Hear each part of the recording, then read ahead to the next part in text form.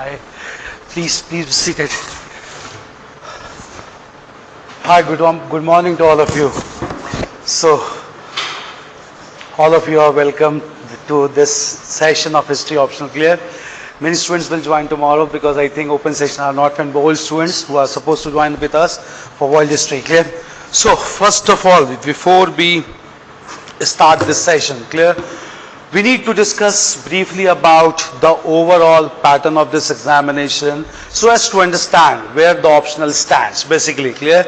And how far importance or how important is optional, and then we'll come to history as an optional subject, how far this subject has to be done thoroughly to score better marks. Understand first of all the brief thing about this whole examination, clear? You must be knowing, all of you, basically the overall pattern of this examination will directly come to mains examination, clear? Because here we are there for optional, basically for mains examination, clear? In this examination you have 4 papers of general studies, each paper of 250 marks. You all must be knowing this, clear? That amounts to 1000 marks, clear?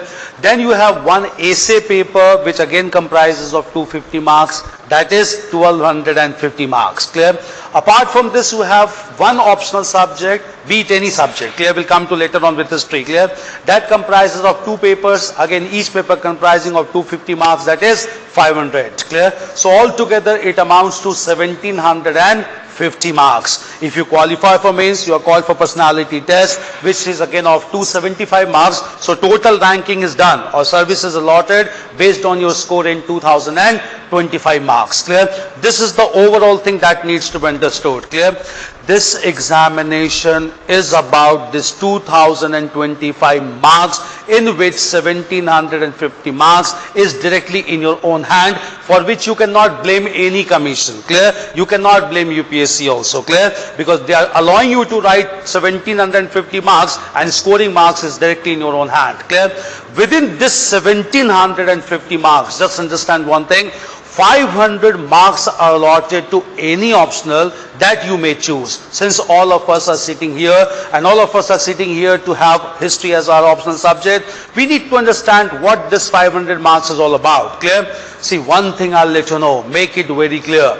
If you look into the marks of selected candidates every year, you will come to know one important thing very clearly, clear? And that important thing is that in this 1750 marks, the game changer is only one thing, that is optional, clear? So game changer still remains to be optional of 500 marks. Why I am saying this thing? Based on the performance of the candidates in the past years, if you look into the mark sheets, clear? As far as general studies is concerned, there is almost average marking in all the papers, be slight variations in subjects like ethics, integrity, and to some extent essay paper.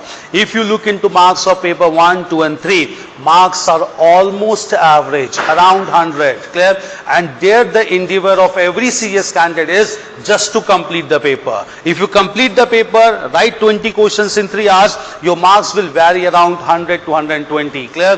90 to 120, 100 to 120, not more than that. If you look into marks of this year's toppers also, he has not scored anything extraordinary in GS papers. Like other candidates, he has got average marks. What made him difference? What made him top the list? Because in optional he got 361, clear? That made all the difference. Be it any optional, one thing I'll let you know, the game changer remains to be optional. So don't worry that only 500 marks is allotted.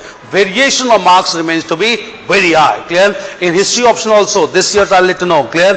There are students who have scored out towards 150 also. There are students who have scored 350 also, clear? It all depends on you. It all depends on your conceptual clarity. It all depends on your contextual reference, and it all depends on your writing practice, clear? So 500 marks allotted to the optional subject is still the game changer in the whole selection process, clear? So it cannot be ruled out. And unlike GS, whereby you are supposed to only complete the paper, in optional, believe me, you are not only to complete the paper, you are supposed to write quality answers in the optional, clear? Because your answers will be relatively judged as compared to other candidates who will be writing answers in history optional. Your competition will be only with the students of history optional, not with students of political science, not with students of geography or mathematics, clear? You have to be one of the best among all the candidates who are writing mains with history as their optional subject. Now you need to be the best, you need to be very well performer so that whatever you are writing, it makes sense, clear? Here comes into the intricacies that will go into this whole session of 5 months to understand what history is all about, how it has to be presented in the examination room. So first important thing that comes out of this discussion is optional is a serious business, clear? It's not that you have to cover things superficially. We cannot do that, clear? In optional, you have to go into depth, clear? So that it reflects your mastery over the subject. And believe me, examiner, after reading one paragraph only, I also have been evaluating papers since a long time. After reading one paragraph only, will get to know how much depth you have in this subject, clear? You cannot befool him, clear? So altogether you are supposed to write 3 hours there, clear? And in 3 hours, all your mastery will automatically get reflected on the paper, clear? You cannot bluff anyone, especially the examiner, clear? So optional means a serious business.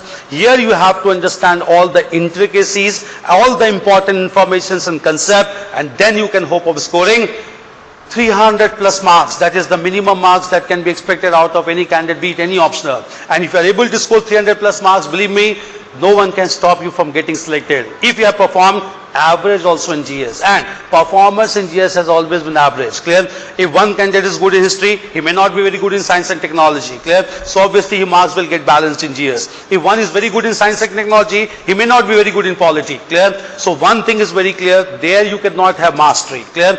But whatever subject you are choosing as your optional, it is expected out of you that you need to have mastery over the subject, clear? So in this class, when we'll start the session, clear?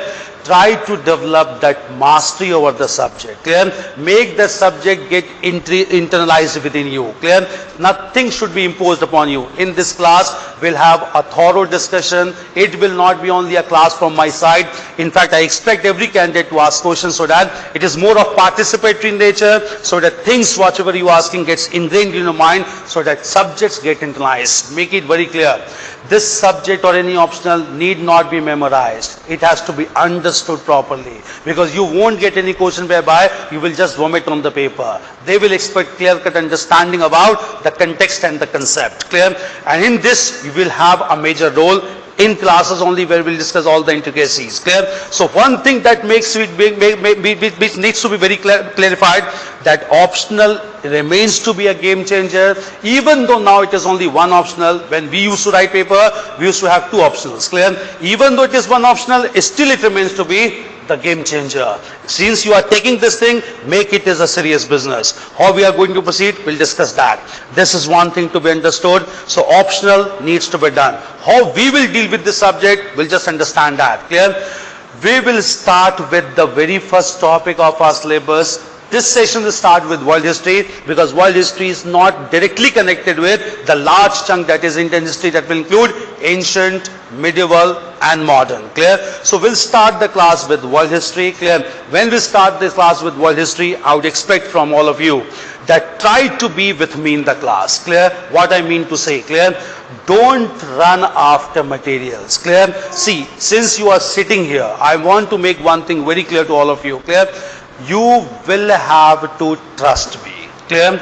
You will have to trust me, because I will try to get through into the subject. I'll take you with me into the subject. Into the subject means into the depth of the subject. Just try to flow with me, clear? And if you try to flow with me, make it very clear, you have to be not only attentive in the class, you have to be regular with classes, clear? Don't take off from classes, make it very clear. Don't run after materials. Whatever we'll discuss in the class, believe me, You can ask from other students who attended my classes. I don't skip even a subtopic from the syllabus. Clear? I will cover each and every subtopic and topic in the class itself. You don't have to run after any material. If required, those materials will be given to you in the class itself. Clear?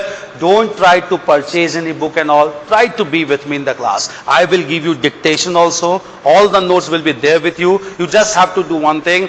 Go back to your place, revise for 1 hour, and if possible, try to write some answers. Questions I'll be giving to you. Clear? Try to do some writing practice from now onwards. Clear? This is one writing practice from now onwards. Clear? This is one thing to be understood. Don't worry about materials. Don't run after any books and materials. Clear? Try to be with me in the class. That's all I can say. Clear? Meanwhile, just understand, I'll let you know. Clear? That since you have decided to opt for history optional, there are certain myths that I want to explore. You must be knowing this. Clear? One myth is that, first of all, I'll let you know, is the subject scoring in nature? Is the subject manageable within the time frame? Is the subject that will suit your GS papers also? See, we need to understand some important things. One important thing I'll let you know, whatever optional list of optional subjects are given for UPSC, all those subjects are equal. Clear? UPSC does not discriminate between the subjects. Clear? And they make it a level playing field. Clear? So history is equivalent to any other subject like mechanical engineering or philosophy. Clear? So just have this thing very clear in your mind that this subject is scoring and this subject is not scoring. No. Every subject is scoring this examination provided you catch the pulse of the subject. Clear? Make this thing very clear that history is not scoring. History equally scoring, and this time the highest marks in history score is 344. Clear? Which is equivalent to any other scientific subject also, provided you understand the nuances of the subject. Clear? My own candidate who got 653 rank, but he got very good marks in history, that is 314. Any person can score any marks in history. Clear? You need to understand the nuances of the subject first of all. Clear? So this subject is equally scoring like any other subject. Clear? One thing that should be not there, just should not be there in your mind. Second important thing to be understood about history is that someone will tell you that syllabus seems to be very large. Clear? Cannot be denied. It's bit large, it's bit extensive. But the best part with history syllabus is every topic has been explicitly mentioned in the syllabus. Unlike other optional like philosophy, the syllabus seems to be very small, but there are large embedded topics in philosophy that also needs to be covered. If you elaborate those embedded topics, it will equally become in lengthy in nature. Clear? So UPSC does not discriminate. The best part is all the topics are explicitly mentioned, and if you cover all those topics, you won't find any question out of the syllabus. Clear? And even though it seems to be a bit large, the best part is predictability in history is quite unexpected lines. It's quite high in nature. What do we mean by when we say predictability is quite high? For example, we'll take ancient India only. Clear? Even though in the class we'll cover each and every topic, but within ancient India I'll let you know two important things to be understood. Clear? That one important thing is if you cover the whole syllabus, nothing would be skipped out. But within that discussion I'll let you know which topics are to be emphasized more, from where frequency of questions being asked is high in nature. Clear? So in ancient India, even though we'll prepare the whole thing, in the last I'll let you know only 3 to 4 topics from where you are bound to get questions. Clear? You are bound to get questions from sources, the first topic. You are bound to get questions from Indus Valley. You are bound to get questions from Jainism, Buddhism and Mauryan Empire. If you do these ones also, 2 or 3 questions cannot be missed out. This is one thing should be very clear. Similar predictability is very high in medieval India also. Predictability is quite high in modern India and world history also. So even though syllabus seems to be quite extensive, predictability factor is very high, and those predictability factor will also be explained in the class itself. Don't worry about that. Clear? Moreover, at the same time, clear, when we start the classes, the most important ingredient of these classes is regular test. Every Sunday we'll have test, and I expect every one of you do write the test, and that too seriously. Clear? Once your evaluated answer sheet will be given before the next test, next Sunday only, it will be given along with model answers also. Sit with me with your answer script so that we can have a discussion how to enhance the quality of the answers. Do write the test. It's very important and integral part of this examination. And once you start writing, the jinx of not writing the answers will get eroded. And one important thing I'll let you know. If you develop that required skill, which is required in optional, writing skill has a rubbing effect. What do we mean by rubbing effect? If any person can write a very good answer in history, he will obviously write good answer in general studies also. He will obviously write good essay as well, because writing skill has a format. Once that format gets into your mind, it will have a rubbing effect everywhere. So it can be in the process that you can develop that skill in history, it will get automatically reflected in general studies paper as well. Clear? That will be another advantage if you go with writing practice continuously. Moreover, even beyond that, some candidates do write answers every day. You can give both answers every day to me also. I'll get the answers evaluated so that on a regular footing also writing practice can be done. But as a ritual, every Sunday here is fixed for answer writing. Come to this place, write the answers. This is very important integral part of the whole program. Clear? There's another thing that we focus upon in this whole process. We start with world history. Every week I have a target to complete one topic. Clear? Once I complete one topic from Monday to Friday, on Friday, by the end of the class, we'll discuss last 5 years questions asked on those topics. Clear? So that you are well aware about those questions also. I'll give one day as a study leave on Saturday, and on Sunday you will write the test on the same topic with different set of questions. Clear? So in 2 layers, topics will get prepared, confidence will get built up from the very beginning. So by the end of the course, you are very confident that you know the concept, you know the content, you know the context, and you have done sufficient amount of writing practice as well. Clear? This is an integral part of the whole exam, of the whole course. Along with this, I'll let you know. Clear? In this class, I'll be giving you some maps also side by side. Clear? So that without graphic understanding, things doesn't get embedded in the mind. Clear? While you will be given those maps, the utility of those maps are clear. The topics as it is going on, try to staple that map in the notes itself, so that while you are revising, things are getting into mind very clearly. Clear? For instance, I'll let you know, when we start with world history, we'll start with the fall of Constantinople in 1453. That was the epoch-making event because it resulted into important developments like Renaissance and Reformation. Clear? Now, where is Constantinople? What is the importance of Constantinople? Unless you locate the place at this point of time, you won't be able to understand the whole thing. Clear? See, one thing I'll let you know. History is a study of time. Clear? And geography is a study of space. But history or developments in time does not take place in vacuum. It takes place at certain points, certain places. Clear? So certain amount of understanding in geography is also very important for complete understanding of history. Clear? So we'll understand Constantinople. Where is Constantinople right now located? Yeah. Constantinople is nothing but the modern city of Istanbul. Clear? Istanbul is a very prominent city in Turkey. Why it was very important? Because that marked the end of medieval age in Europe, marked the modern age in Europe. Clear? Medieval and modern age started. Transitory phase in Europe was in 1453. In India, that transitory phase was also in 1 year. Clear? And that 1 year was 1757, which is basically the Battle of Plassey. Clear? So there are certain epoch-making years also. We'll come to that. How these years has been chosen by scholars, we'll come to that also, because in this process, just understand, we will not only look after years and events, we'll look after sense of historiography also. Clear? Sense of historiography means while you are writing answers in optional, you need to show you understand the sense of history writing also. Clear? That sense of history writing or method of historical writing is known as historiography. Clear?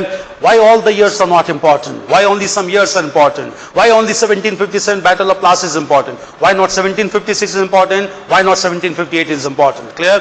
There's a reason is any year which has been taken as a significant year depends on the consequences of the events that took place in that year. So all the years are not important, but years which has been chosen by scholars are the years which had huge impact on succeeding generations, the event that took place in that year. So it may not be important that we need to understand about 1756 or 1758, but we need to know about 1757 and we need to know about Battle of Plassey. Like in this year, we'll look into 1453 because there's a debate among European scholars even now that modern age did not begin with fall of Constantinople in 1453. It started with discovery of America by Columbus in 1492. Some scholars also say that modern age Europe began with the Reformation started by Martin Luther in 1517. These are years, these are debates, we'll come to these debates. But among these debates we'll have a valid conclusion, which is the date which is largely accepted among all the scholars, almost unanimously, and that date we'll discuss with arguments. That's 1453, the fall of Constantinople. Clear?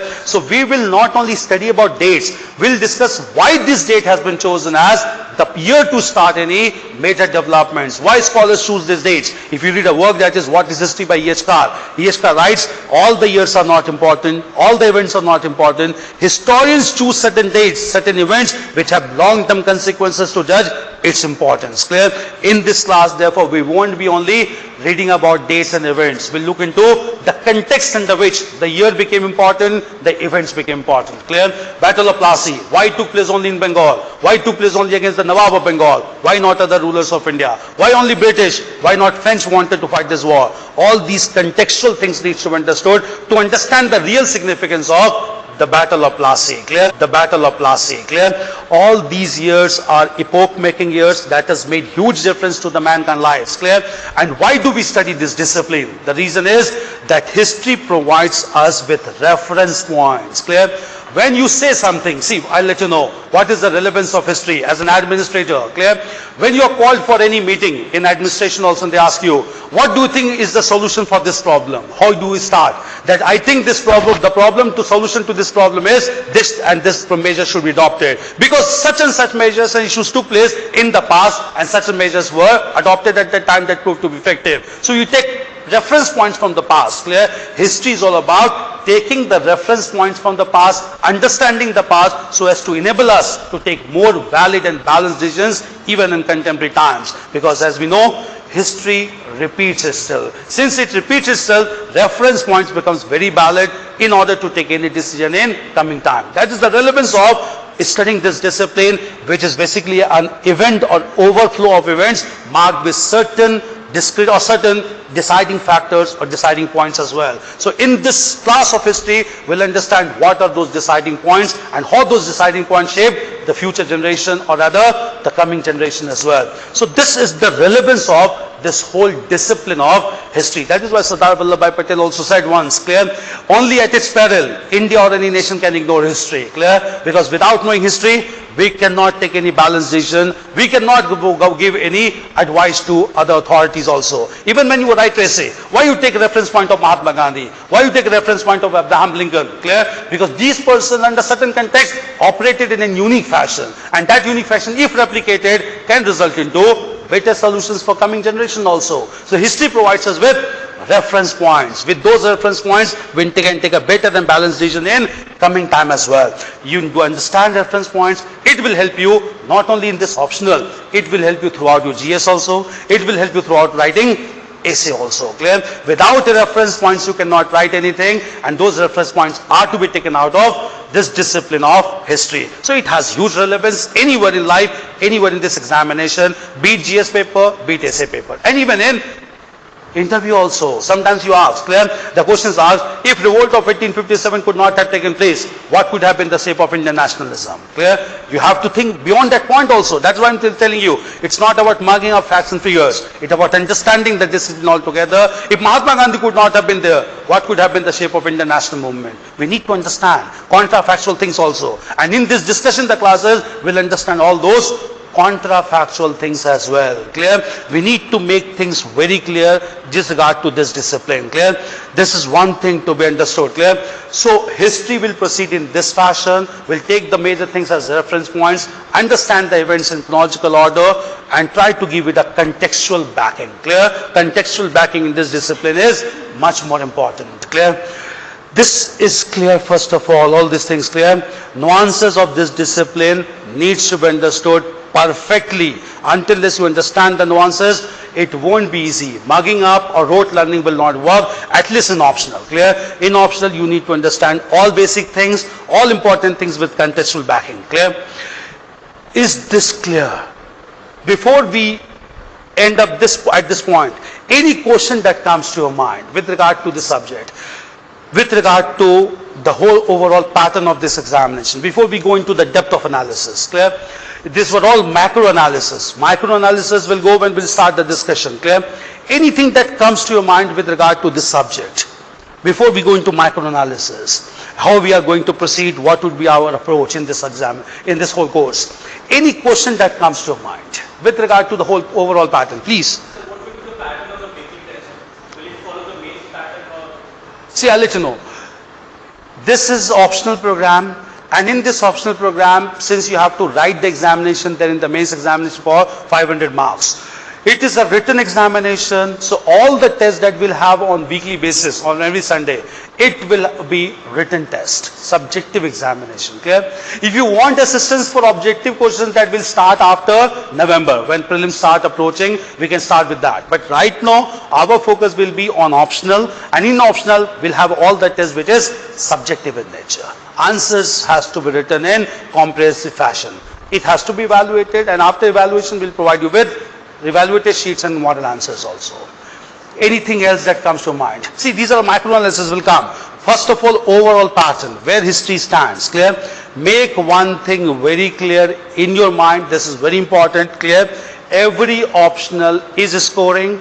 Every optional or any optional may not be scoring, clear? First of all, it depends how you approach the paper, clear? Approach of paper will matter a lot. Writing practice will matter a lot. And if you flow with the classes, things will be alright, clear? Don't run after materials, don't after books. Printed materials would also be given to you, clear? But I would ask you, read those printed materials, but largely focus on the class notes, dictation that will be given to you on a daily basis, clear? Go back and revise, clear? These are macro things, but I want to understand, is there any doubt with regard to history as an optional? Then we'll go to intricacies, clear? Is there any point that you want to know about history as an optional? The selection percentage, the candidates you want to know, at the same time the marks you want to know. First of all, explode those myths from your mind, clear? Be very clear, clear? Do you want to ask anything with regard to pattern of this examination and where history is placed in this pattern? Where history is placed in this pattern? Is that clear? Anything that needs to be asked, make it very clear. This time also and every year, in top 50, you will find at most 1 or 2 candidates from history. Clear? Make it clear. This is not the case. Clear? You should be clear. Last time also there was Aprajita Sharma 40. This time Nandi Maharaj 42. Clear?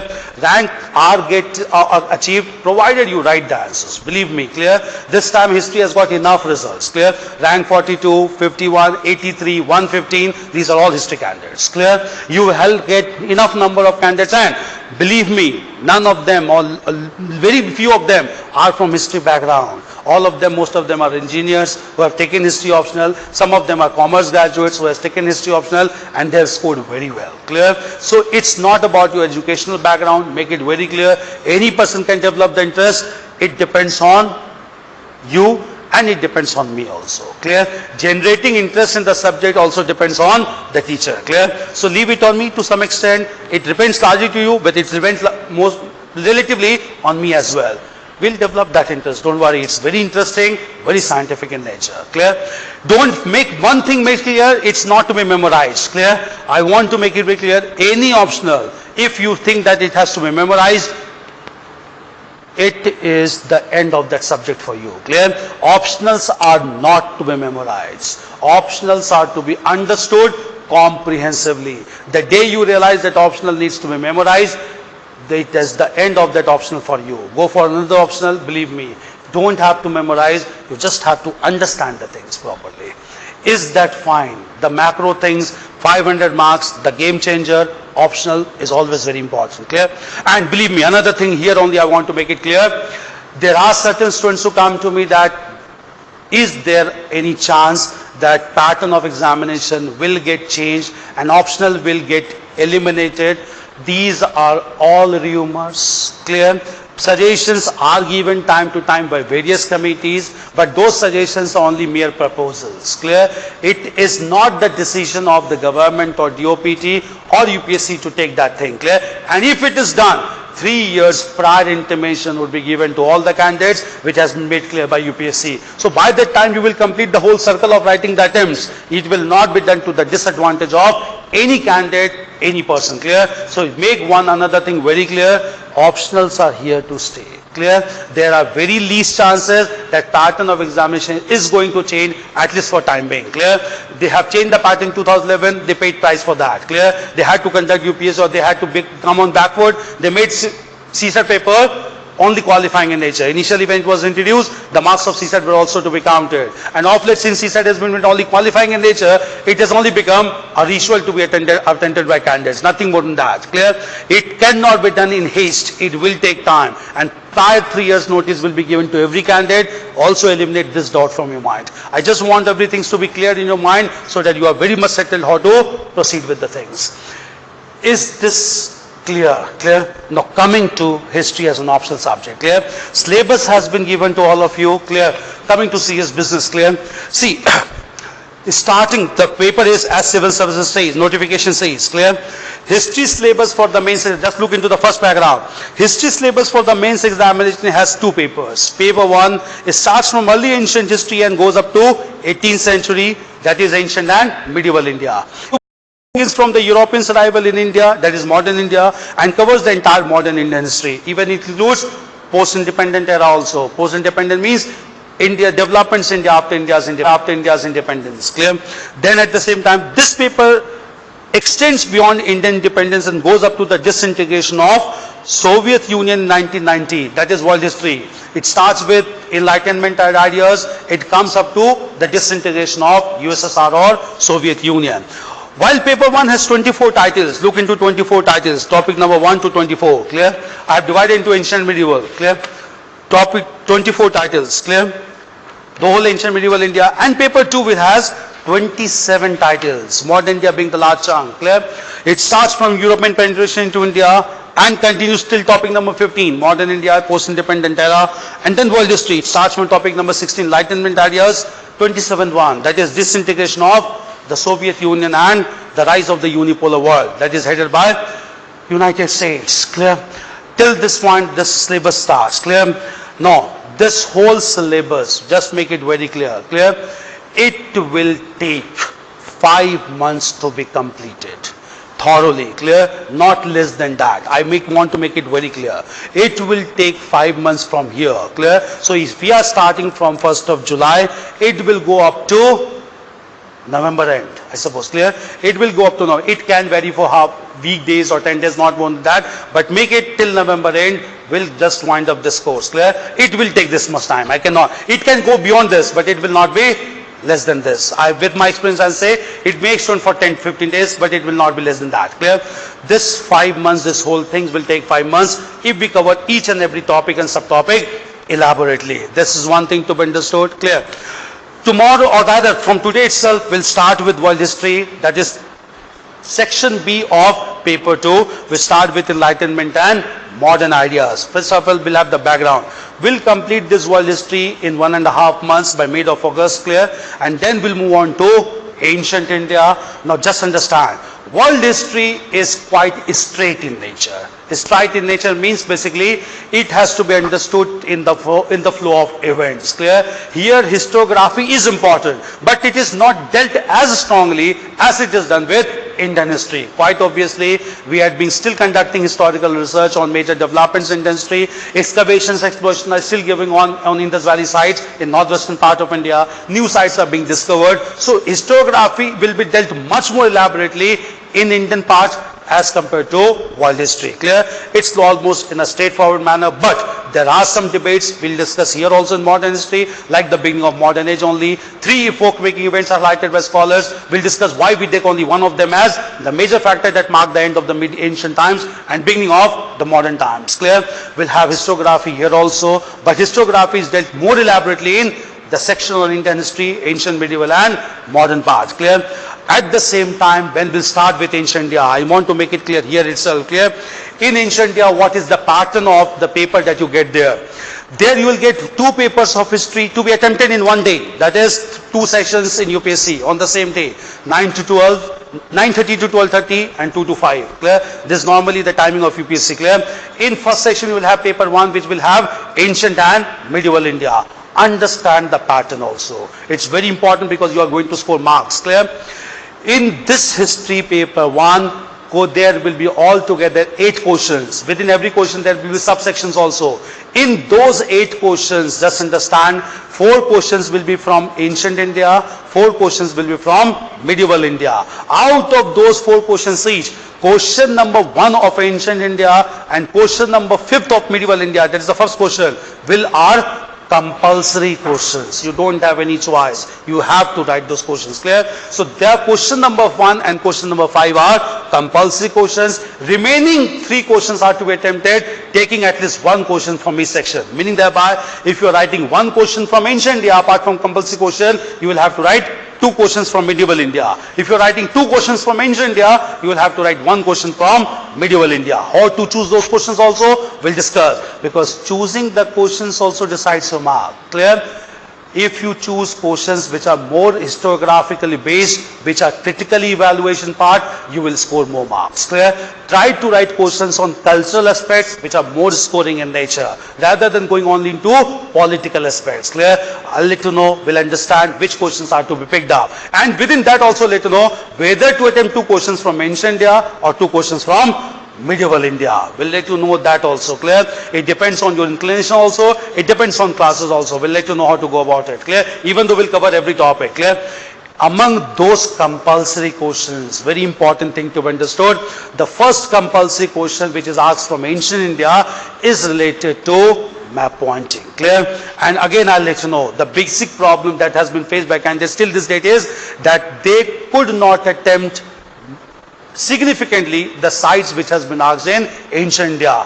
20 sites are given already in the map provided to examination. You just have to identify those 20 sites and write short note of around 30 words on that site. Clear? Be it Indus Valley site. Suppose there is a site like that is Mohenjo-daro. You have to identify it is Mohenjo-daro, Indus Valley site. You have to write 30 words on Mohenjo-daro. Clear? While writing also we have to take some care basically where it is presently located, you have to write that. Clear? What is historical significance, and if any site is included in the World Heritage Site of UNESCO's World Heritage Sites of tangible categories. You have to write 1 sentence that also. Clear?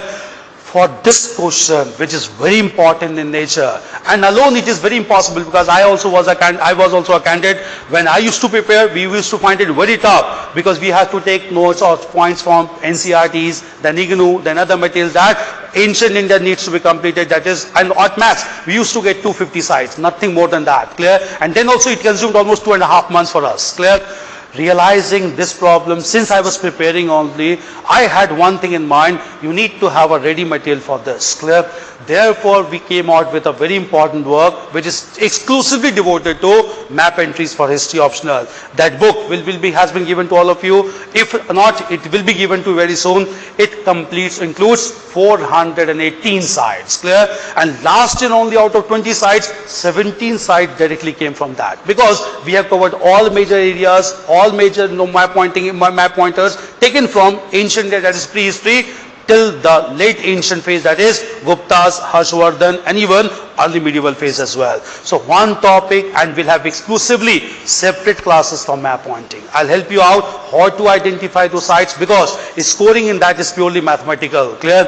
If you can identify 16, 17 sites, if you can write 30 words on that, out of 50 you can easily score 40 marks. If you score 40 marks in that paper and you write 4 questions properly, believe me, there is no chance that you cannot score more than 150 in that paper.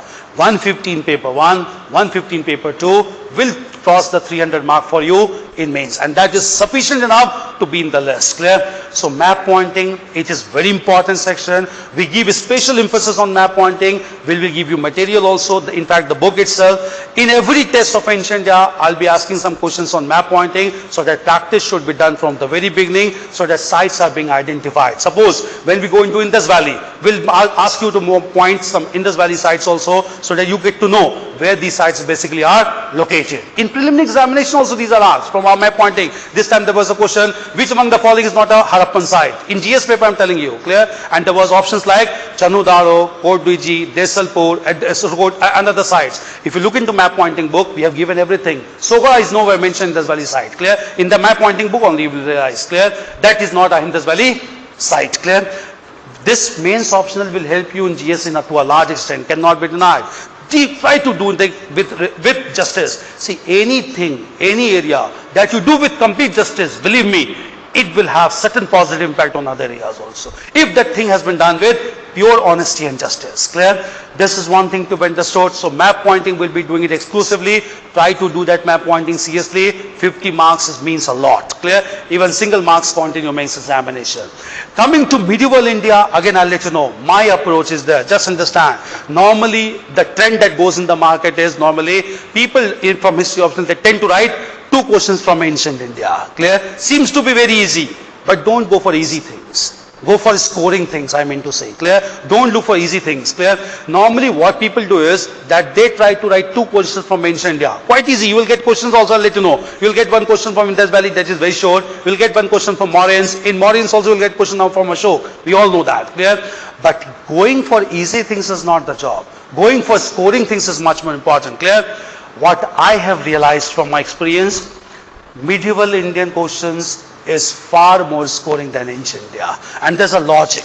Logic is, in ancient India, things are still blurred. What I mean to say, research and explorations are still going on. Clear? For instance, anything you write about Indus Valley civilization, you cannot be certain. Certain means you cannot be 100%. You can be perhaps 50%. Why? Because still research is going on. If you write anything, research is going on. If you write anything about Indus Valley civilization, you cannot be expected because pictographic script has not been deciphered till this time. We have a limited information. Still exploration and extraction is going on. We don't know much about that. We cannot be very concrete while writing. We can only be deductive in method, that these are things, in this we can deduce that this may happen at that point of time. Axmat, nothing more than that, believe me. Clear? But when it comes to medieval India, I'll let you know, the greatest legacy of Turkish rule over India has been that they left a legacy of pure historical writing. Clear? In fact, history writing starts in early medieval India from a scholar from Kashmir, that is Kalhan, when he wrote the work RAJTARANGINI. It is the first historiographical work of India, and from 12th century history writing started. So whenever we write anything about Delhi Sultanate, or whenever we write anything about Mughal Empire, we are 100% sure. Why? Sources, in fact contemporary sources are there. If you write anything about Razia Sultan, we have the source of Minhajus Siraj. If you write anything about Muhammad bin Tughlaq, we have the account of Ziauddin Barni. If you write anything about Akbar, we have the account of Abul Fazl. And those original accounts are there with us.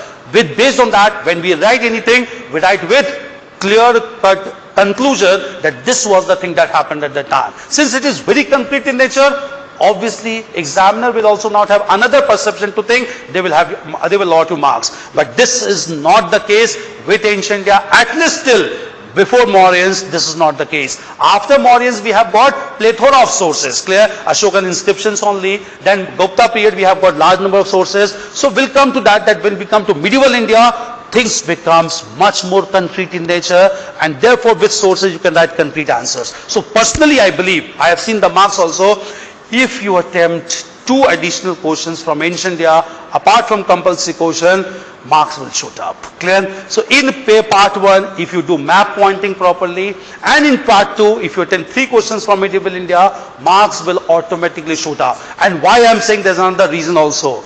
In medieval India, you will not get map pointing. You will be asked to write short notes. Short notes are covered from whole syllabus. So anyway, that compulsory question, if it is attempted, whole syllabus has to be covered. Clear?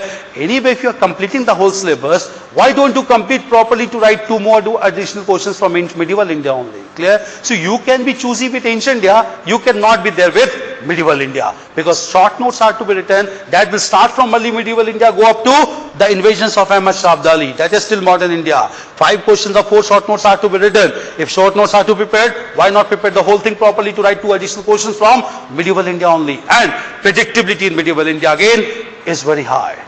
From Delhi Sultanate, even though topic seems so large, I'll let you know, there are only 4 rulers from where ruler questions are asked. First question will be from Balban. Clear? Second question from Alauddin Khalji. Third from Muhammad bin Tughlaq. And at max, if these are not asked, they will ask questions from Firoz Shah Tughlaq.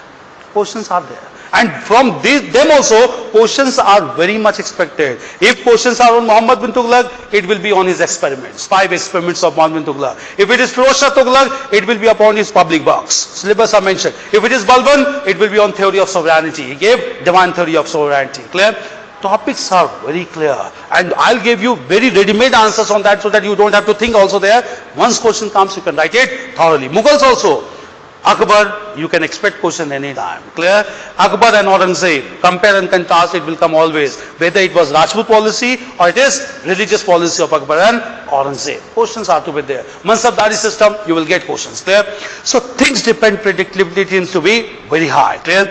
In this would be the approach for paper 1. Clear? Even though we'll complete the whole syllabus, we cannot skip that. Clear? We are here to complete the whole thing. But at last we'll zero down on certain things from where questions are expected to come so that you can write perfect answers on those questions. This would be paper 1. Clear?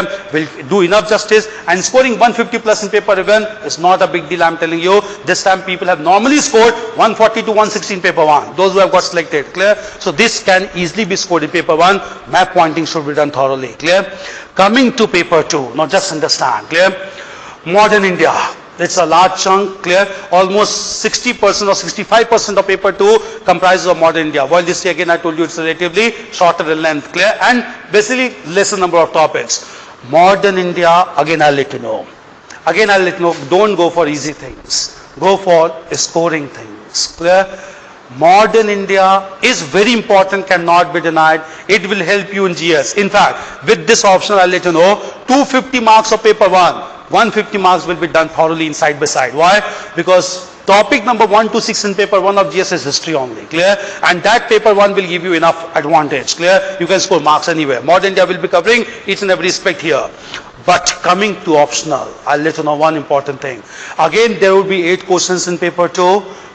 4 questions from modern India, 4 questions from world history. Question number 1 from modern India will be compulsory. Question number 1 from world history will be compulsory in nature. Clear? In modern India, you will be able to ask to write short notes. Clear? Again, I'll let you know. Modern India is very crucial in one aspect, that you need to have a balanced approach. Clear? You cannot write any approach which is biased in nature. And especially these days, when whole debate is going on, the topic like nationalism. Clear? What is all about nationalism? What was the concept of nationalism envisaged by Rabindranath Tagore and Mahatma Gandhi? What is the concept of nationalism envisaged right now in our country? Because these debates goes on. Clear?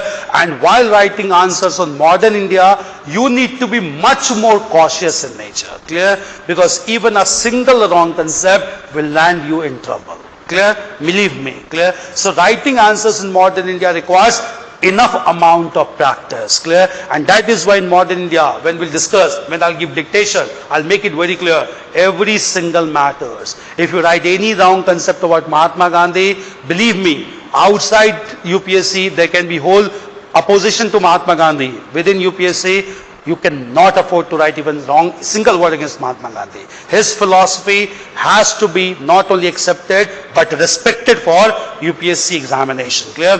How you need to understand Mahatma Gandhi, how you need to understand his ideology and strategy, it needs to be done thoroughly in the class. With books you will never come to know. I'll let you know one important thing only. Clear? This time in mains examination history option there was a question. Was the withdrawal of non-cooperation movement by Mahatma Gandhi a national calamity? National calamity within inverted comma. Clear? Question seems to be very easy. Even a candidate from general studies can write. Even a non-history student can write this answer. Clear? But again, it is not easy as it seems to be. Clear?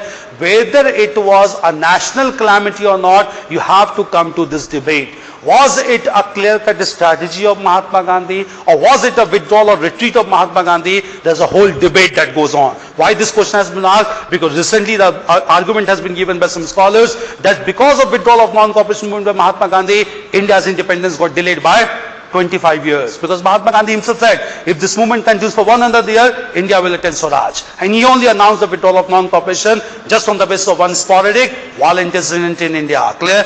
Now, whether it was a national calamity, it needs to be understood. But if any candidate writes that it was a wrong decision of Mahatma Gandhi, believe me, you will be penalized. Clear? You need to have a balanced approach. So history optional, especially in modern India, requires a highly balanced approach. Clear? Therefore in the class we'll discuss that approach to be adopted which is unanimously accepted among all the elite classes and all the experts in India, clear? Don't get carried away, clear? Nationalism, as you see in media channels and news, this is not the nationalism, clear? We need to correct yourself at this time only. Nationalism is something else, which was envisaged very clearly by Rabindranath Tagore and Mahatma Gandhi, clear?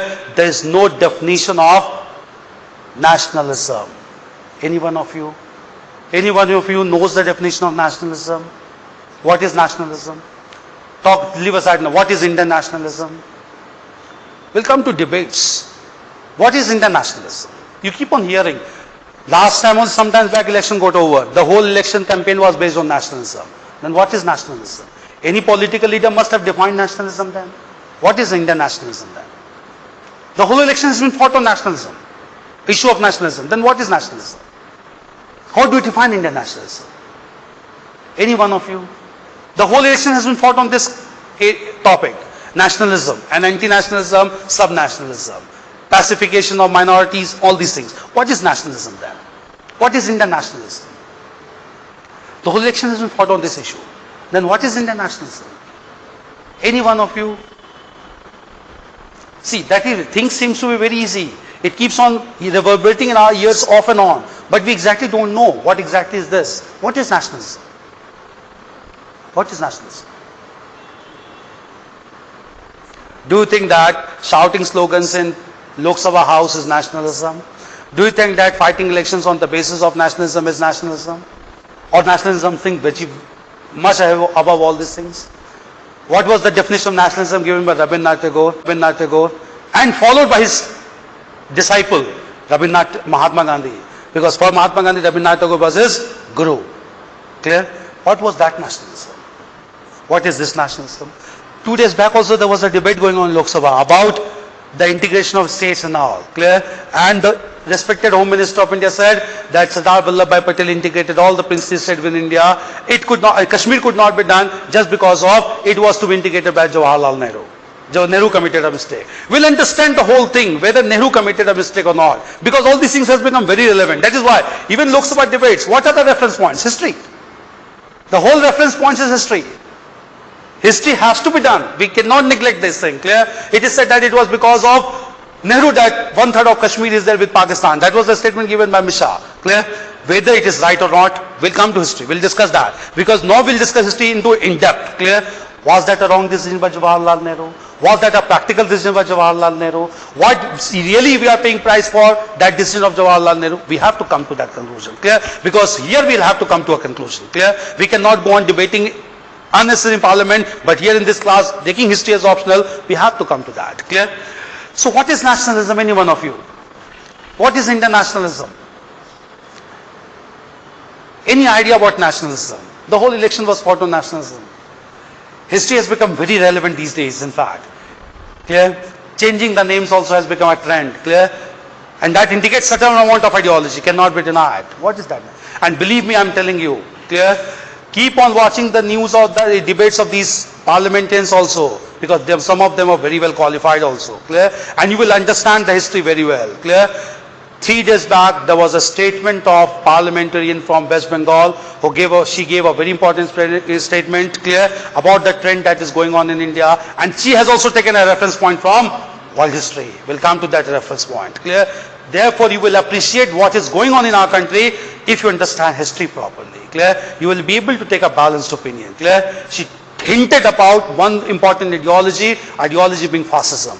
Is that ideology being trend in India? What is ideology of fascism? Because in world history we'll discuss this fascist ideology which was largely promoted by some leaders in Europe. We'll come to those leaders also. Clear? All these things has become very relevant. You will start enjoying these things when you understand the concept that what exactly entails all these things in historical background. This is clear. See, I'll come to nationalism and let you know. There is no fixed definition of nationalism. Clear?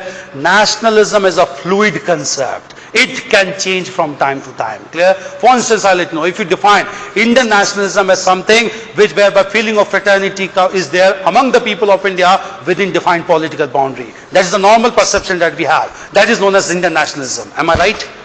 Most of you will agree with me. Indian nationalism is a feeling of fraternity and oneness among the people inhabiting this land within the defined political boundary extending from Kashmir to Kanyakumari and from Gujarat to the northeastern part of India. But tell me, in case India, in course of time, take the northern part of Sri Lanka under its command because of Tamilian issue, and large number of Tamilians in the northern and eastern part of Sri Lanka gets integrated with the Indian Union, will you call them anti-national? It can be done because Article 3 of Indian Constitution says the political boundaries of India can anytime be extended or decreased, and that too only by ordinary legislation. If Sri Lanka becomes part of India, will you call them Sri Lankans or will you call them Indians? The question remains. For instance, if you extend and take part of whole Kashmir, fortunately we can, that's a utopian, that's the thing I really want, clear? If whole Kashmir is taken and the whole part of POK comes with India, will you not call the people who has been included in India as Indians? The question is this. It's a fluid concept. It can change from time to time, and if you define nationalism in this aspect, our future generation may blame us that we did not do justice with nationalism. Clear? Nationalism means any time it can be extended. It basically entails global fraternity. Rabindranath Tagore was talking about global fraternity, humanism. Clear? That should be the ultimate nationalism in the world. It cannot be defined within any political boundary. If it is done, it's a narrow definition of nationalism. We need to understand all these perspectives to move ahead, to make India a strong and a tolerant and a very inclusive country in real sense. Clear? All this has to be done with understanding of the past, the history. Clear?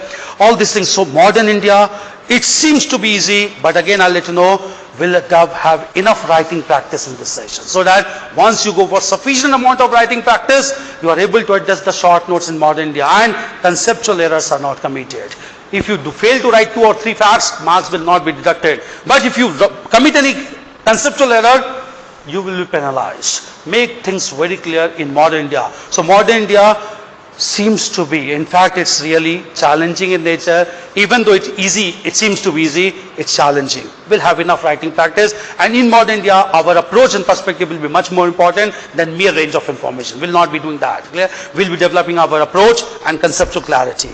Coming to world history, again I'll let you know, even though it's small but very important section, if not in modern India, I would ask you to attempt 3 questions from world history. 1 compulsory question and 2 questions. Why? World history is relatively straight in nature. Clear? Since it is very straight in nature, answer writing is not a big challenge. Clear? But normally, even though I say, normally I realize after students come to me writing the mains, they end up writing 2 questions or 3 questions from modern India only. Clear? Even though you can write, provided you can, there are certain areas from where questions are expected. Economic policies of British, you are bound to get 1 question. I'll let you know. But in world history, if you write, chances are there, your scores will be relatively higher than other candidates. Clear? This is one thing, but modern India has to be done thoroughly because it will help you not only in optional, in general studies also, to a large extent, both in prelims and mains examination. Prelims also, 17 to 18 questions are there from history, and most of the questions out of this are from modern history. Clear? So modern India anyway has to be done thoroughly. Clear? This approach needs to be followed. So in paper 1, more focus later on will shift to medieval India, but we'll cover the whole syllabus. Clear?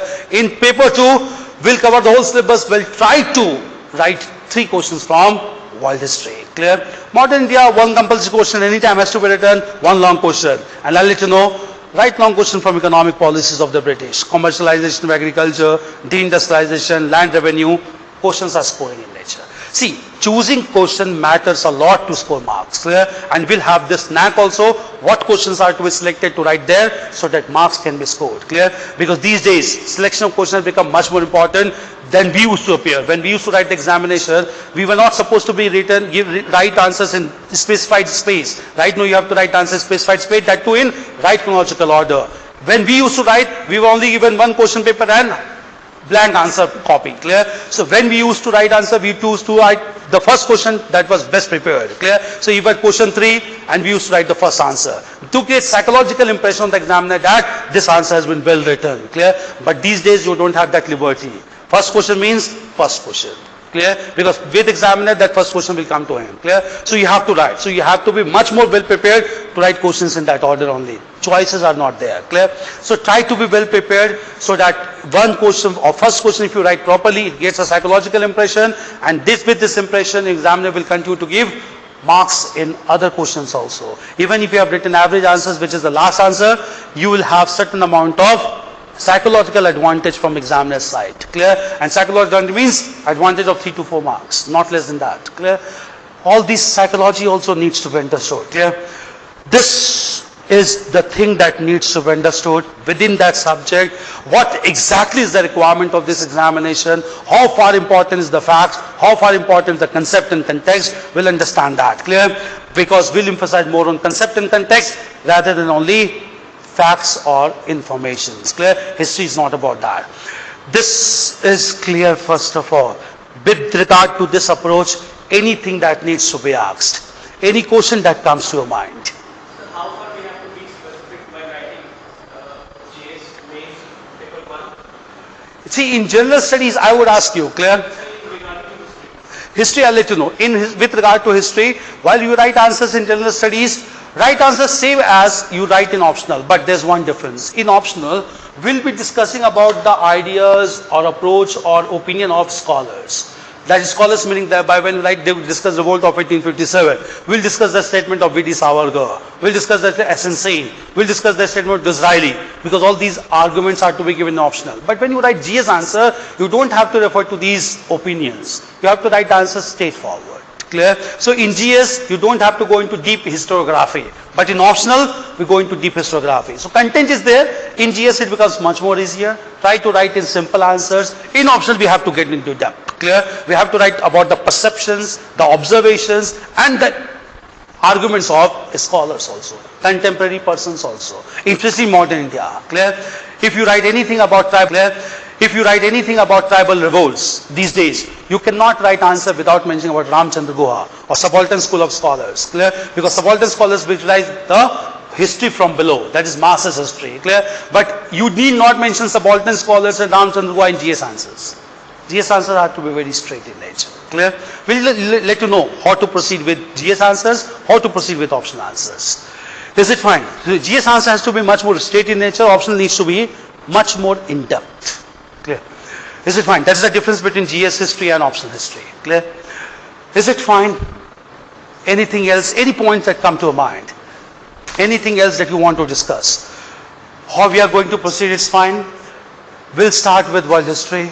Clear? Yeah, please. So as you suggested that we have to attempt at least 3 questions from world history. For instance. Take this not as a fixed formula, but largely I'll let you know. Yeah. So in that there are many subsections also of a Huh, question. huh. Like 1, A, B, C, D. Huh. So if I know A, B and C and I don't know D, then how far Don't afford that question then. See, if you don't know any one subsection also, anyway you will not get marks for that. Then at that is why I'm telling you, normally students end up in writing answers in modern India. Because in modern India, the benefit is, if there are 4 sections under one question, there are chances that candidates will know the information or at least about those 4 sections. So they end up in writing modern India. But if we are preparing, we'll cover whole syllabus of world history. If you know all the 4 sections, do attempt world history questions. It's straight in nature. But if you don't know one subsection, don't attempt anyway, because you will lose marks there. Then you are supposed to go with modern India only. That's one thing. Don't afford to skip questions, because if you skip questions, marks is 0. You cannot afford to do that. At least in optional, you cannot afford to do that. You have to write 8 questions and all the subsections included within it. Clear? So if you don't know anyway, you have to go with modern India. Clear? But that chances were not there, because the way we'll cover every subsection, it is not that you won't know any question there. It all will depend how you write the answers. Clear? You will know the content part. Content part will not be an issue. That is one thing which is very sure. We discuss 5-year question papers also, and you will not realize the test that we'll be conducting every Sunday. In that process, you will not realize also, by the end of the test, you will be writing 30 tests. And in most of the tests, we'll be giving you last 35 years questions also. So side by side, you will be able to prepare those 35 years papers also. Clear? And once you do that, questions are repeated. In optional, questions are repeated. And if you get a repeated question, you know how to write the answer. Make it very clear. Clear? So in that Sunday test, weekly test, we'll be including questions from last 35 years also. Clear? We'll be doing that. Okay, and that too, will you get model answers also? So you have model answers also. So at last you can revise that and you can write the answer. So we'll have layer by layer to cover up the things that nothing is left vacant. So that you are able to write all 8 questions 5 questions properly out of 8. My endeavor would be that you know all 8 of questions. And then you select 5 questions the best. And then you can write. That is the real preparation. You should know 8 out of 8. That's a real preparation. And out of 8 you choose 5 which is the most well prepared. That is the real preparation. And we'll try to do that only. Therefore, we'll cover each and every syllabus. Last year only, I'll let you know, many students came from Maharashtra. They'll be joining with us in crash course. They said that there were questions which they didn't knew. I said there was not a single question which was asked out of the syllabus. Then he hinted me there was a question last year from medieval India, discuss the growth of development of Hindi language and literature during Mughal phase. Now what is harm in asking that question? There's a topic mentioned in our syllabus, growth and development of Hindi language during Mughal phase. And there was the same thing repeated in the question. Now if you don't prepare the whole syllabus, how can you blame UPSC? They're asking questions from syllabus only. Clear? And those things must be known to you. How can you avoid to read about or know about Tulsidas, who wrote such an important work in Hindi during the Mughal period, Ramcharitmanas? You have to know about that. Anyway you have to know that. And even the content of that book we'll discuss in the class. Clear? All these things are important. Clear? Malik Muhammad Jaisi, who wrote Padmavat. How can you know that? Whole controversy went on for one movie in India. And if UPSC is asking about the question growth and development of Hindi language, how can you ignore that? Prithviraj Raso, Chanbardai, he mentioned about Prithviraj Chauhan and the battle of Tarain against Muhammad Ghori. How can you ignore that? Anyway, it has to be done. It is a syllabus mentioned. So you cannot blame UPSC. So if you are picking and choosing things, you are at risk. Don't do that. So first important thing is, we'll complete the whole syllabus. The most important thing is that. I told you, the most important part of preparation is you need to know all the 8 questions. Out of that, you select 5 which is the most well prepared. Then that is the real preparation. And that will come only when we prepare every topic and subtopic of the syllabus. We'll speak up each one of them. That is why I'm taking you, clear? Keep me on check also, clear? Have this syllabus with you every day in the class. Keep on marking the topics which are being covered. Suppose we start with Enlightenment and Modern India. The first topic is Major Ideas of Enlightenment, Kant and Rousseau. You will have to mark that once it is completed. If any topic is left, just let me know. You won't have this opportunity because whenever I come to class, I come with this syllabus. Clear? Because for me also, this is a circumference around which I have to rotate. Clear? I can go beyond the syllabus, but I cannot skip anything. That is one thing. Clear? So everything would be there with you. Clear?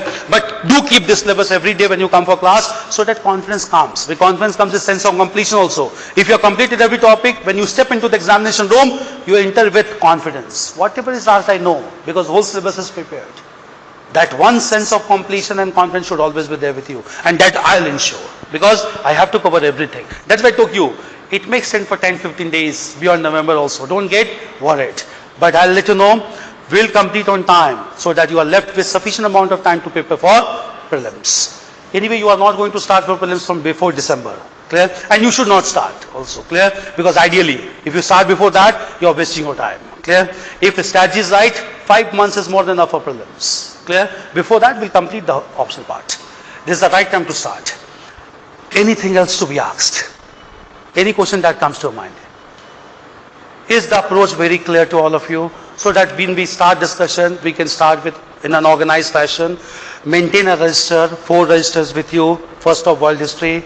Then when we'll start with ancient, medieval, modern, keep on revising that. If possible, try to prepare a synopsis out of it. Take 4 or 5 points out of the notes so that you can revise off and on, so that things are there in your mind, so that you can write answers very effectively. That is to be done by you. If not also, the notes should be in such a manner that everything will be there in your mind. You just have to revise once you go back after the class. Clear? Do write answers. Test is integral part. Is it fine? Now shall we start? Directly clear? Okay. Now the first topic that starts is Enlightenment and Modern Ideas. That's world history. Clear? And in this world history, first of all, we understand the first topic is Major Ideas of Enlightenment, Kant and Rousseau. Clear? Is that fine? Clear? Write the topic first of all. Enlightenment and Modern Ideas. Subtopic,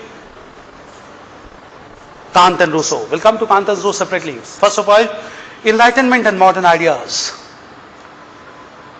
Any one of you. Do you have any idea about enlightenment? What does this word mean? Before we go into history, what does the word enlightenment means? Awakening. Awakening. Enlightenment means awakening. Any other word thing? Enlightenment, will use the word in Indian history also. Gautam Buddha attained enlightenment. Mahavir attained enlightenment. What does the word enlightenment means basically? Generic word, literal sense. Awakening. Yeah? To attain, yeah. Basically enlightenment means to attain the real knowledge. Clear? So enlightenment means attaining the real knowledge. Clear? Knowledge not only by reading books, knowledge by self-realization, knowledge by observation. That's the real meaning of enlightenment. In historical perspective, we'll understand. Clear? Enlightenment is defined historically in world history. I'll make you dictate terms, just understand first.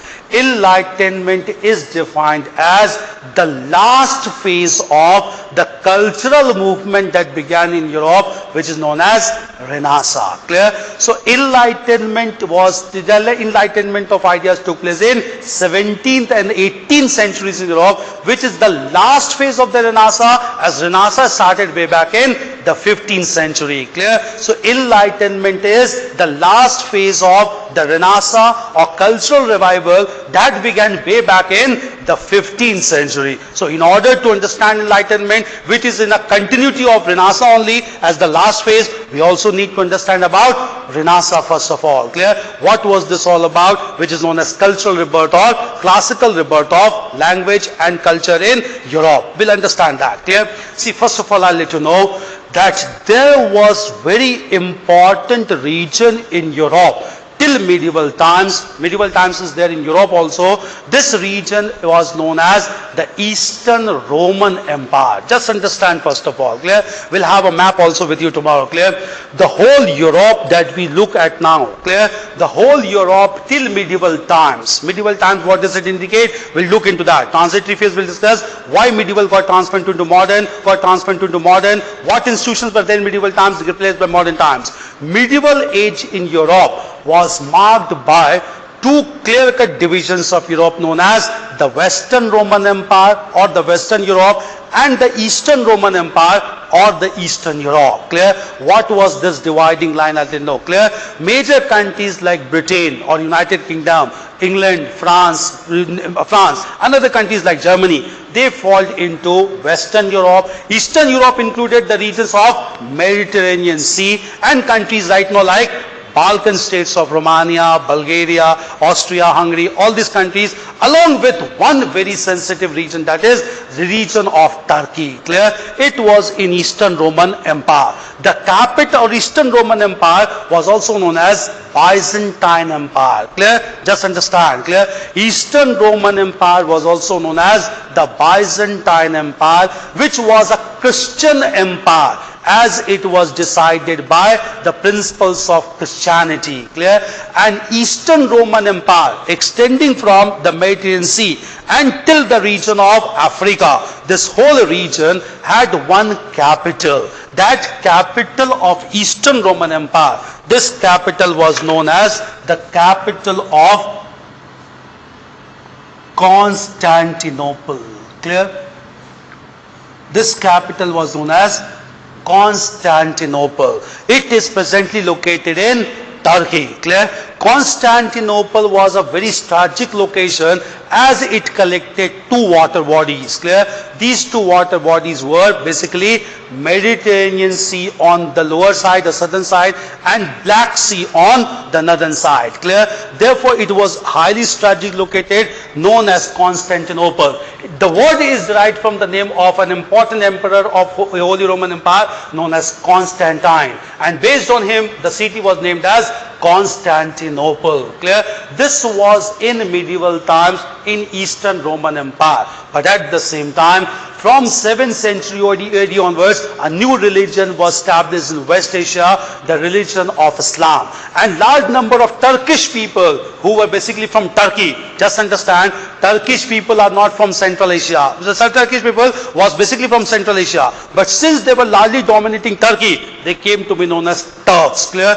They accepted Islamic faith, and in this process of spreading Islamic religion, they wanted to establish an empire. Clear? And this empire that began to be formed by in Europe and in Asia and Africa by medieval times came to be known as Ottoman Empire. Therefore, conflict began in Eastern Europe between Christianity and Islamic faith. This holy war is also known as Crusade. And when this crusade started at this time, the Turkish, the people from Central Asia and the Turks from Turkey, they defeated the Christian Holy Roman Empire and they occupied Constantinople. When they occupied Constantinople in the year 1453, it is considered to be an epoch-making incident. Why?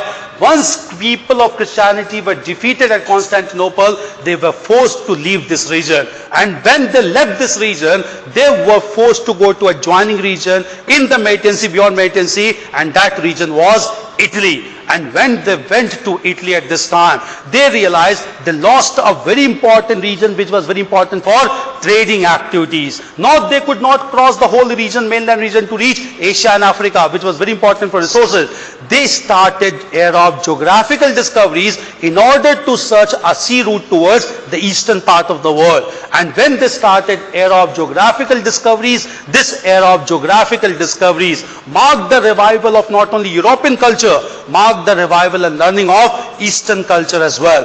This phenomena that started with the fall of Constantinople is known as Renaissance. Therefore, when this Renaissance started, quest for modern learning began to take place, because they knew until they discovered the new land routes with scientific inquiry and reached the new area that is in eastern part of the world, they cannot overshadow the Turkish control over Constantinople. Therefore, fall of Constantinople that led to the beginning of Renaissance, first of all in Italy from 1453, is considered to be the end of medieval age and the beginning of the modern age. This is largely accepted by scholars all across the world. But here there is a debate. That debate is, some European scholars believe this date may not be taken to end the medieval age in Europe and the beginning of modern age. Rather, before this only they are of opinion at this time, or just after this, the beginning of, or rather the discovery of a new continent altogether should be taken as the beginning of modern age. And that continent was North America, discovered incidentally by Columbus in the year 1492. But it is said, era of geographical discoveries also took place because of the fall of Constantinople. If Constantinople could not have been taken by Turks, the era of geographical discoveries could not have been taken place, America could not have been discovered, New World in Asia and Africa could not have been discovered. Therefore, the real event should be fall of Constantinople, not the discovery of America by Columbus in 1592. This is one argument given, and it is totally overshadowed by arguments to declare 1453 to be the beginning of modern age. Second argument given is, some scholars are of opinion that modern age in Europe began with Martin Luther, who began to protest against the atrocities and corruption that prevailed in the church and the clergy class in Europe. What was that problem? Till medieval times, church was the most dominant religious institution, and the Pope and the papal, that is authorities in church, they started one measure whereby they began to sell certificates of indulgences. Any person who committed any sin in this world, they could be remitted out of the sin once they purchase a certificate from the church, and this certificate could have generated revenue to the church. Large number of indulgences began to be sold by the papal authorities to common masses, and they began to amass huge amount of wealth. It resulted into huge amount of corruption, and the first person to rise against this corruption was Martin Luther. He began to oppose the first of all these indulgences, sale of indulgences, and he wrote 95 theses which was placed among the masses in the year 1517. It is marked the beginning of Reformation because in contrast to Catholicism, a new sect of Christianity was born at this time known as Protestant. And this marks the beginning of modern age in Europe. Some scholars believe this is the beginning of modern age. But again,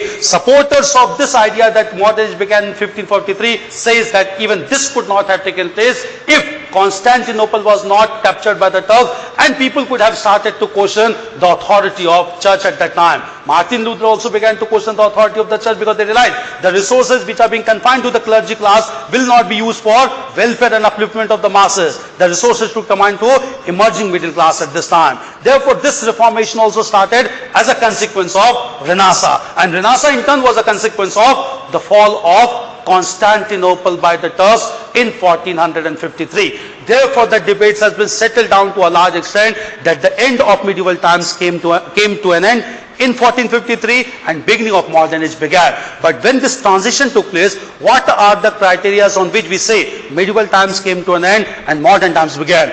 There are three things which clearly became the features of medieval age, and all the three things began to be criticized with beginning of Renaissance from 1453. These three distinctive features of medieval times were, first of all, autocratic monarchy, as they were not responsible to the concern of the masses. Second medieval institution was dominance of clergy and the church. And third important thing was existence of an institution known as feudalism in Europe that never cared for masses. All these three medieval institutions began to be questioned after this, and with this questioning only, political changes began to take place whereby autocratic monarchy began to be questioned, dominance of church began to be questioned, and at the same time the existence of feudalism began to be scrutinized. Several thinkers and philosophers began to emerge, and all these thinkers and philosophers gave an important ideology while questioning the medieval institution. This ideology is known in Europe as ideology of deism. Clear? This ideology of deism produced long line of thinkers in Europe, and among those thinkers there were thinkers like Voltaire, there were thinkers like Rousseau, and there were thinkers like Kant at this time. All of them belong to one school of thought which is known as deism in Europe. What is this philosophy and ideology? According to this ideology, it believed that the whole universe has been created by God, cannot be denied. But at the same time, this deism believed that even though God has created the whole universe, God expects that all persons should conduct their life on ethical lines. And this ethics and morality should be based on two principles of logic and reason. Meaning thereby, all superstitious beliefs and practices must be questioned. Every decision must be questioned.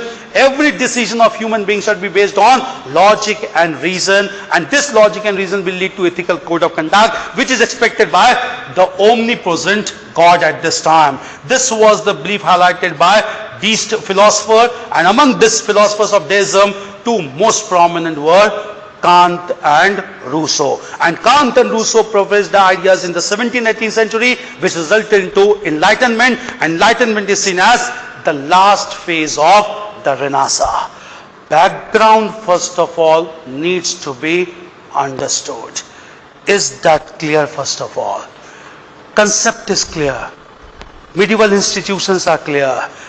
Attack on Constantinople is clear. Why 1453? Not 1492 discovery of America, not reformation of 1517 is taken as the beginning of modern age. These arguments also needs to be understood. Is that clear? Okay. Beginning of modern age, clear? Right? Introduction first of all, clear? Right? The beginning of modern age and ideas. The beginning of modern age and ideas in Europe is traced back to the 15th century, traced back to the 15th century when Turks acquired control over Eastern Roman Empire, right? Eastern Roman Empire capital, over Eastern Roman Empire and its capital city.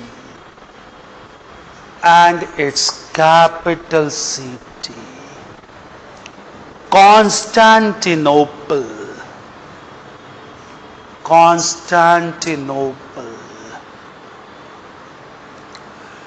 which was strategically located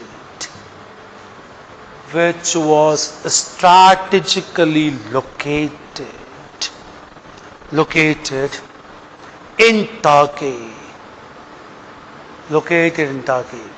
Right now, which is the capital of Turkey? Ankara. It was at this time or later on. Ottoman Empire will come. Ottoman Empire also came to an end after First World War in 1923, and thereafter the name of Constantinople was changed to Istanbul, and the capital of Ankara was changed to Ankara. Clear? Constantinople was changed to Istanbul after First World War. Ottoman Empire itself came to an end after First World War. Clear? Right. Turkey. Right.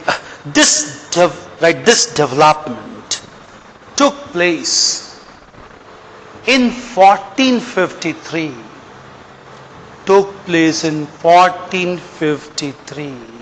Which is termed in history as an epoch-making, epoch dash making epoch-making event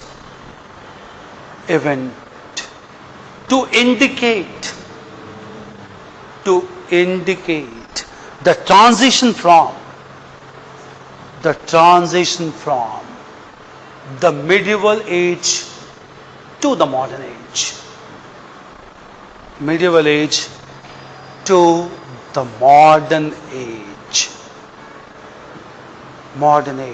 Clear? Change paragraph. Clear? Right. The fall of the Constantinople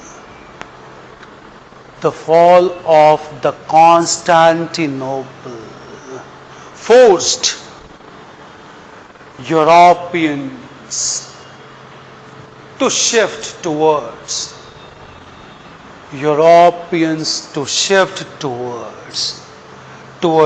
the western side, and they settled down in Italy, beyond Mediterranean, the first region, settled down in Italy. Clear? Italy. Right. In this way, the Turks began to control the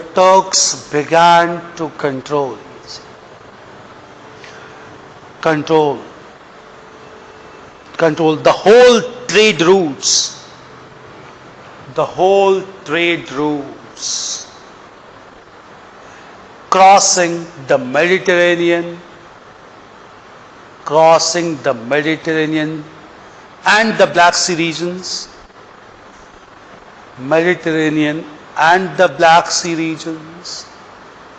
along with the regions of Eastern Europe and Africa.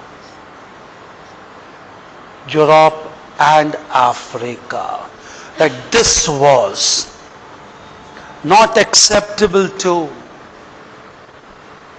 the Europeans, and they decided to revive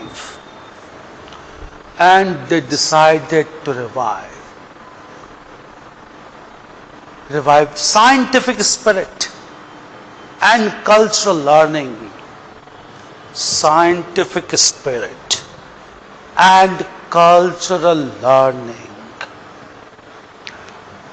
Which is termed as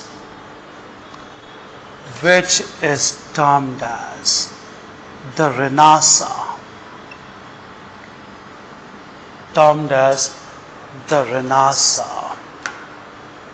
Clear? Like therefore, you have to write in this format. Therefore, it is safely accepted that Renaissance was a direct outcome was a direct outcome of the fall of Constantinople, present Istanbul, the fall of the Constantinople. Change paragraph, clear? Right. The spirit of Renaissance, revival, the spirit of Renaissance promoted, the spirit of Renaissance promoted an era of geographical discoveries, an era of geographical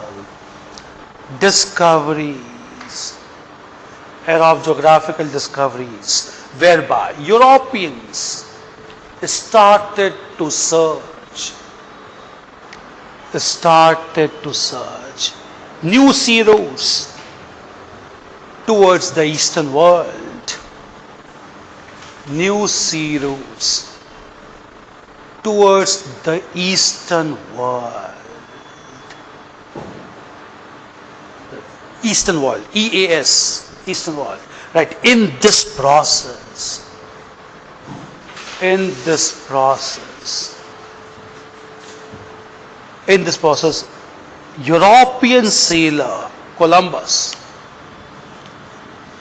European sailor Columbus, incidentally, the word is important, not deliberately, incidentally discovered the continent of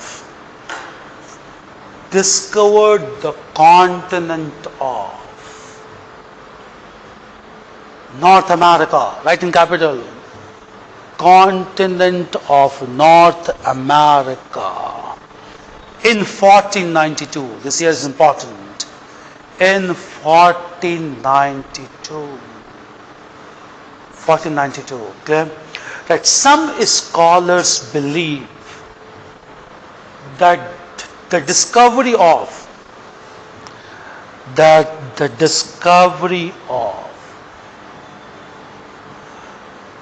North America should be considered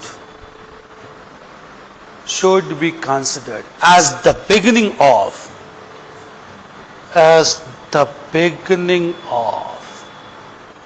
modern age in Europe.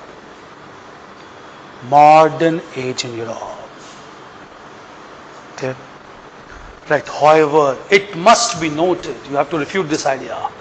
However, it must be noted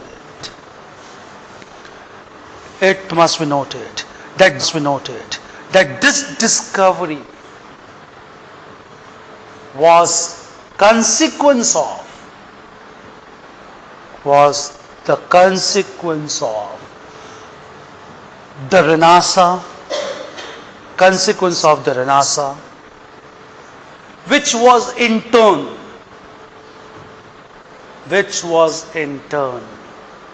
started due to the fall of the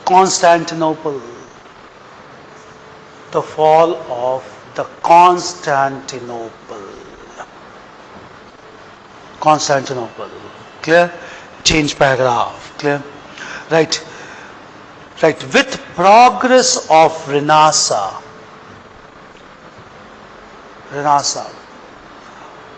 a religious movement began.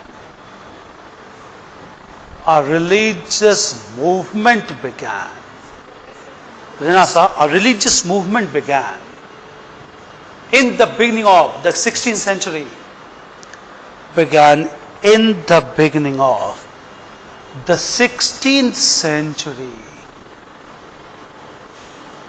Termed as the Reformation.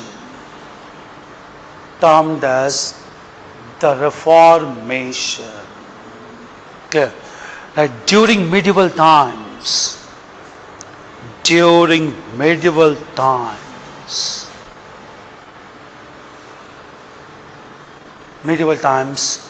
the religious experts or the clergy, or the clergy started the practice of selling. Started the practice of selling the certificate of indulgence, selling the certificate of indulgence, certificate of indulgence, whereby the sins of the people could be remitted, SINS, sins of the people could be remitted, REMITTD, could be remitted by paying certain amount, by paying certain amount. That this resulted into collection of wealth.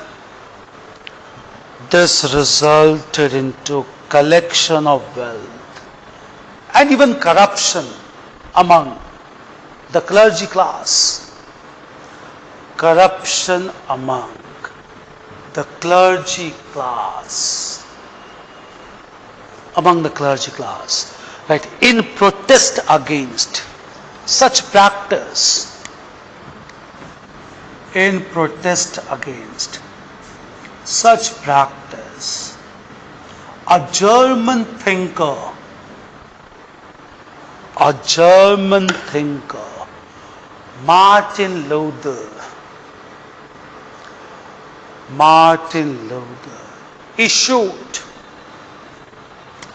Martin Luther issued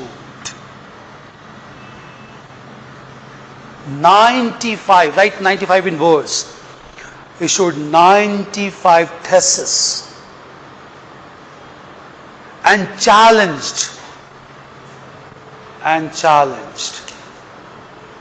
the people to question his arguments.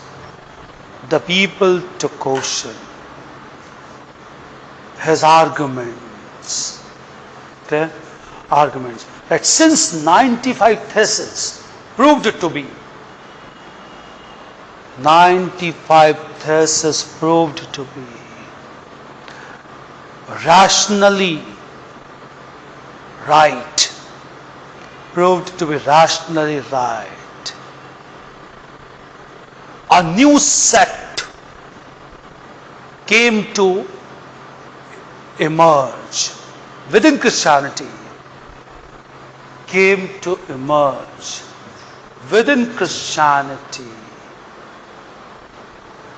Christianity known as Protestants, against Catholicism, named as Protestants. Clear? Right, the establishment of this sect in 1517, the establishment of this sect in 1517 is considered by several scholars, as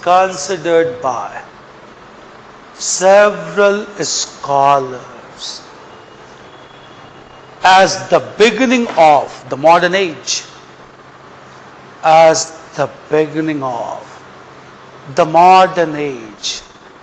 it attacked a prominent medieval institution,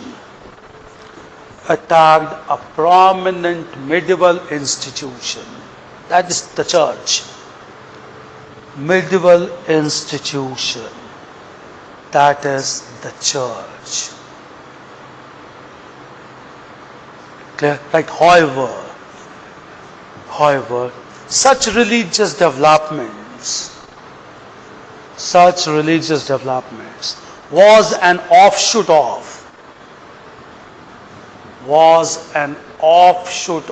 Renaissance, which was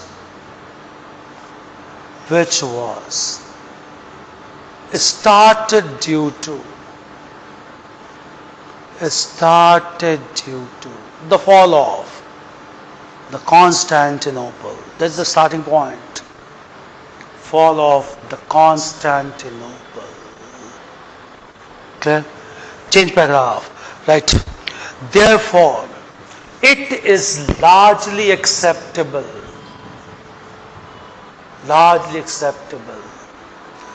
that modern age began from 1453,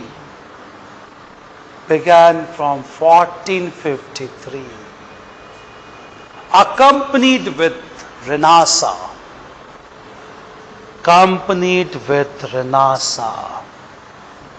till the 18th century.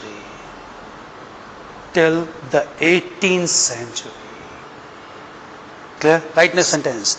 The last phase of the Renaissance,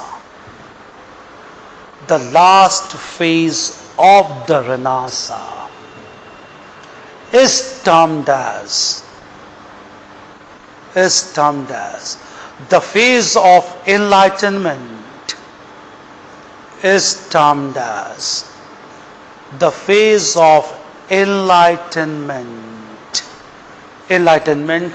which began with philosophy of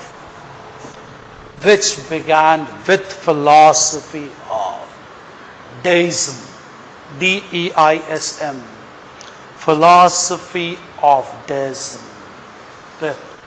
Right, as per this philosophy,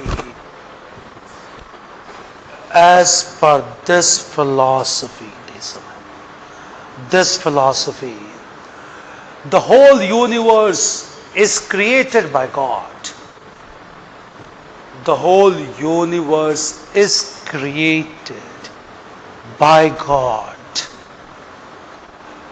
And He expects human beings to behave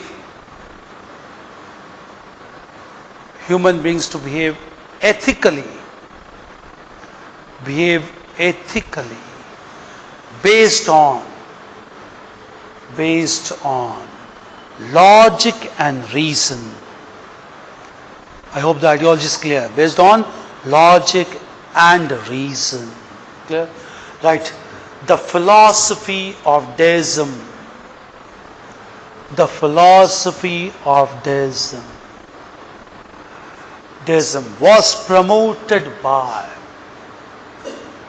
Was promoted by several scholars.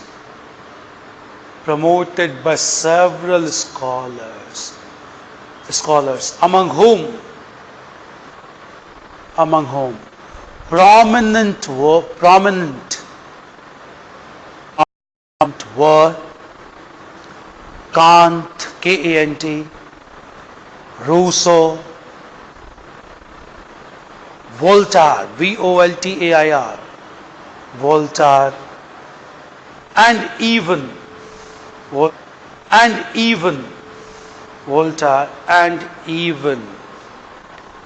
Thomas Paine, Thomas Paine. We'll come to this thinker. He wrote a work, Common Sense. Thomas Paine, Paine. Very important thinker to promote American Revolution. Clear? Thomas Paine. Clear? Right, next paragraph. Right, the Enlightenment ideas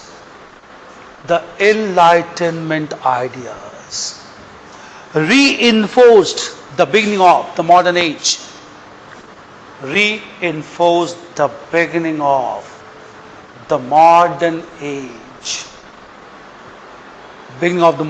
As medieval institutions began to be openly criticized.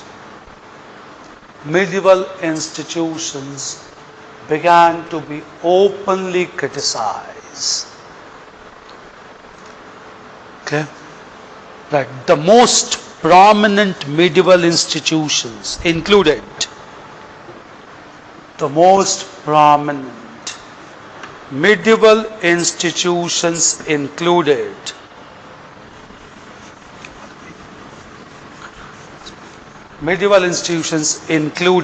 right, point was number one, absolute monarchy. Second, dominance of the church.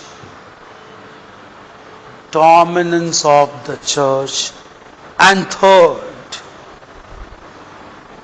existence of feudalism. existence of feudalism. We'll discuss each one of them. Clear? Distinctive features. We'll discuss our difference also between European feudalism and Indian feudalism. We'll come to feudalism in Indian history also, which started from late ancient times and continued till early medieval times. Clear? Our Indian feudalism is quite strikingly different from European feudalism. Clear? Three major institutions which were challenged by modern thinkers, including Enlightenment philosophers Kant, Rousseau and Voltaire.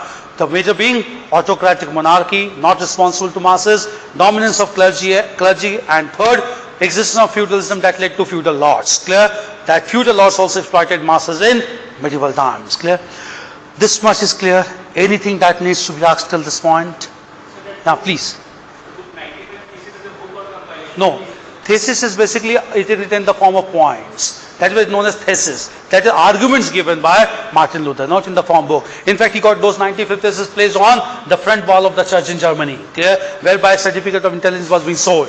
Just that, challenge these arguments, then you can sell the certificates of intelligence. If not, sale of intelligence must be stopped. It was not in the form of book. It was in the form of arguments given by Martin Luther. Is that fine? Clear? Okay. Now, since it was the first class today, clear? Today we'll wind up here only. Tomorrow we'll have full-fledged class from here. We'll start from 11 o'clock sharp till 1:30. Clear?